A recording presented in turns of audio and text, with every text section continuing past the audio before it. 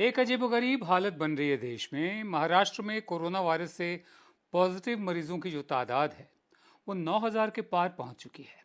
देश में कोरोना के कुल मरीजों में से 30% महाराष्ट्र में हैं, यानी महाराष्ट्र में संकट है। लेकिन कोरोना के खिलाफ जंग लड़ रहे मुख्यमंत्री उद्धव ठाकरे की कुर्सी पर खतरा मंडरा रहा है।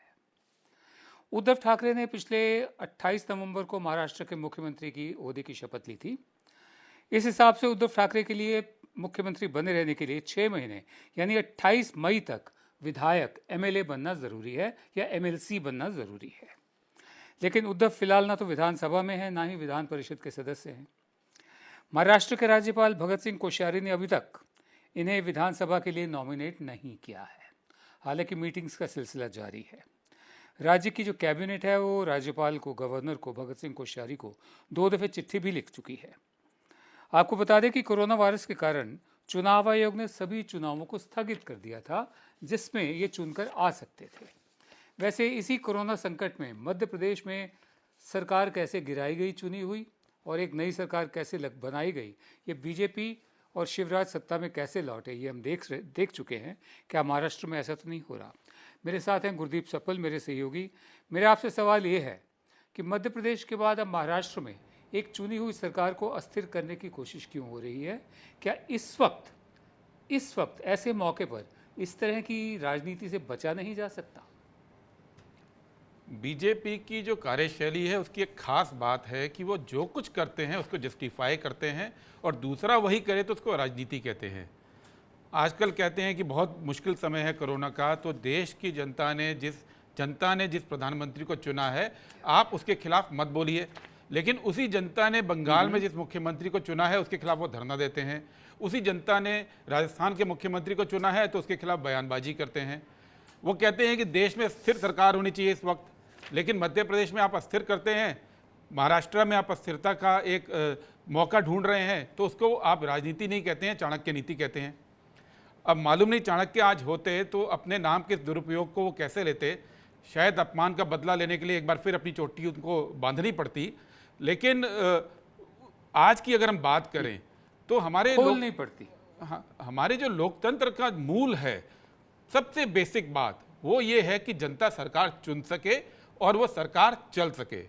ये सही है कि उद्धव ठाकरे ने चुनाव नहीं लड़ा, लेकिन हमारे सिस्टम में ये है कि विधायक दल और पार्टी जिसको चाहे, अगर बहुमत है तो वो चुन सकती है नेता, और ये नैतिक रूप से भी ठीक है और लीगल रूप से भी ठीक है।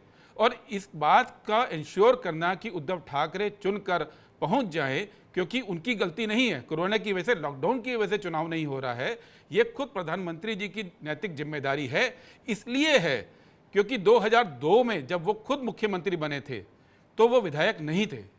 उस वक्त उनके नैतिकता पे, उनके मुख्यमंत्री बनने की नैतिकता पे या लीगैलिटी पे किसी ने सवाल नहीं उठाया था। तो आज ये उनकी जिम्मेदारी बनती है कि यह तय किया जाए कि उद्धव ठाकरे विधिवत रूप से चुनकर बने। और अगर नहीं चुनाव पॉसिबल हैं तो गवर्नर के पास अधिकार है 2 एमएलसी नॉमिनेट करने का, वहाँ विधान परिषद में वो अधिकार का उपयोग करके इनको नॉमिनेट करना चाहिए। और अगर वो नहीं कर रहे हैं तो वो राष्ट्रपति के नुमाइंदे हैं। राष्ट्रपति की शपथ संविधान का पालन करने की नहीं है, राष्ट्रपति की शपथ संविधान की रक्षा करने के लिए है।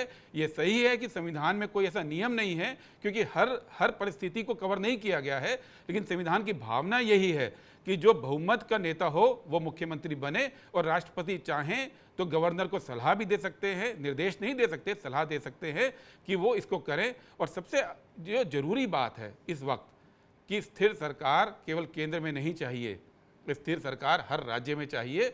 कोरोना का संकट बहुत बड़ा है, इस वक्त बाकी चीजों को किनारे रखा जाए। जी, और जहाँ तक बात है कि क्या चुनाव नहीं करवाए जा सकते थे जो स्थगित हुए, उस पर भी मैं बात करूंगा। मैं आगे बढ़ता हूं।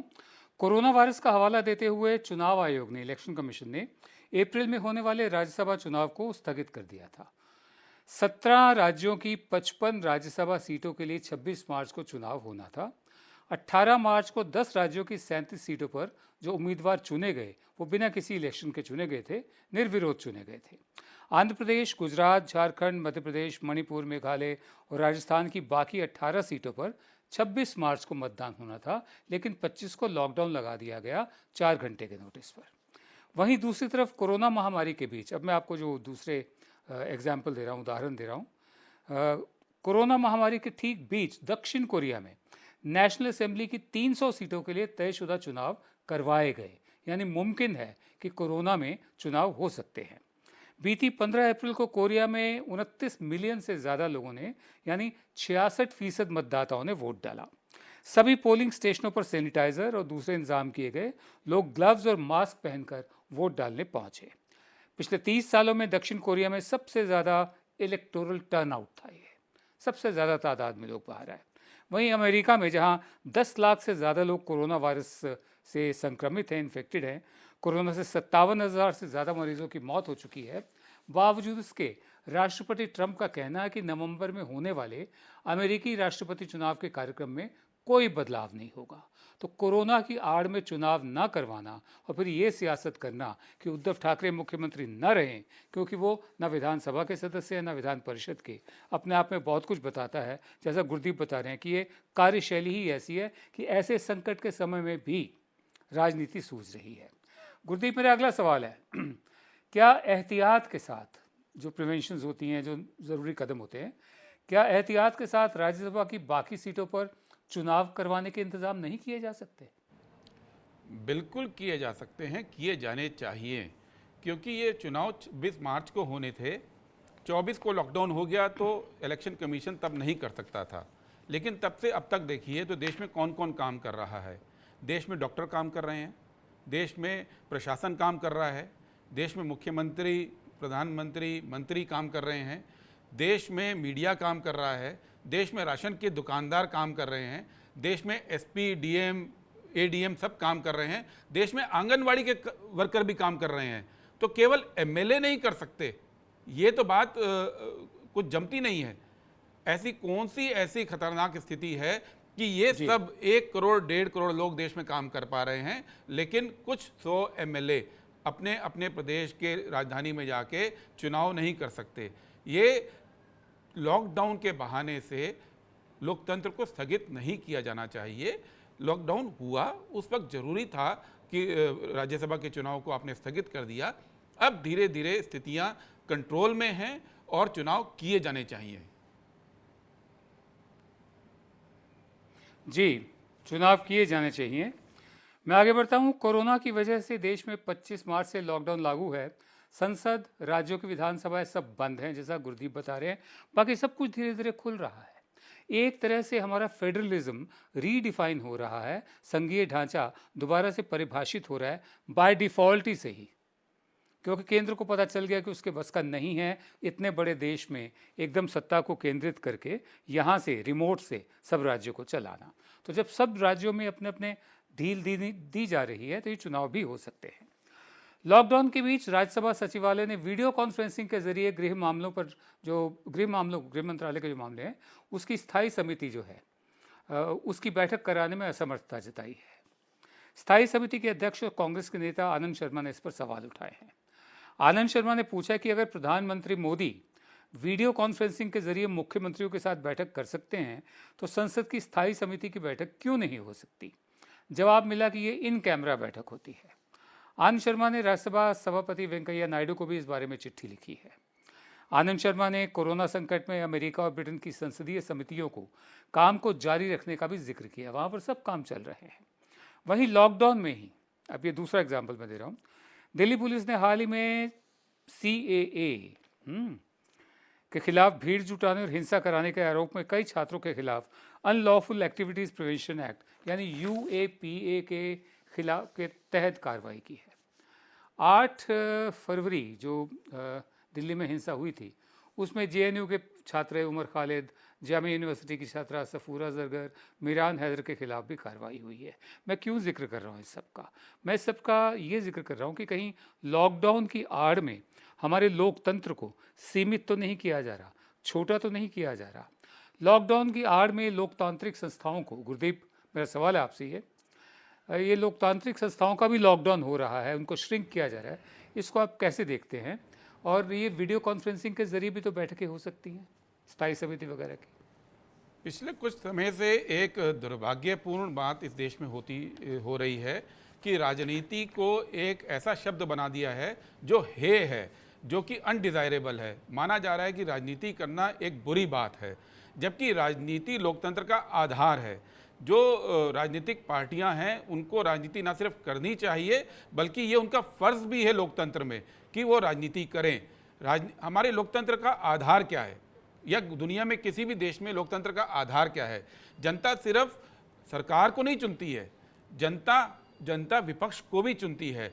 और जनता के रूल का मतलब ये होता है कि जो सरकार काम कर रही है उस पर जवाबदेही जनता विपक्ष के मार्फत तय करती है।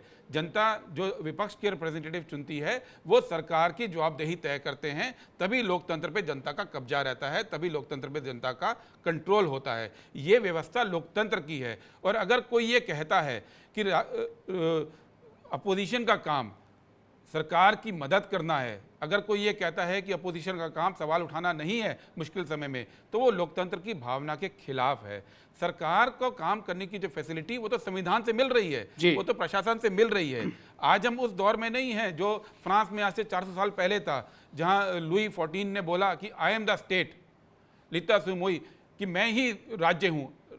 अब ये नहीं होता है, अब हम लोकतंत्र हैं, हम लोकतंत्र में हैं और विपक्ष को भी जनता ही चुनती है और जनता की चुने हुए विपक्ष की जिम्मेदारी है और उसको करने के लिए जो भी सहूलियत देनी है वो देनी चाहिए। ये कहना राज्यसभा सचिवालय का गलत है कि इन कैमरा मीटिंग है इसलिए इसको नहीं किया जा सकता। जो पीएम ने सीएम के साथ मीटिंग की है, जो प्राइम मिनिस्टर बाकी मीटिंग कर रहे हैं, क्या वो पब्लिक के लिए थी? वो भी तो इन कैमरा थी। जो रक्षा मंत्री ने डिफेंस के चीफ के साथ मीटिंग्स की हैं वो भी तो इन कैमरा थी, वो वीडियो कॉन्फ्रेंसिंग के थ्रू नहीं हुई। और अगर नियम में ये नहीं है, जो नहीं हो सकता था, जब नियम बने थे तब वीडियो कॉन्फ्रेंसिंग की सुविधाएं नहीं थी, तो चेयरमैन अपने अधिकार का उपयोग करें और करने दें।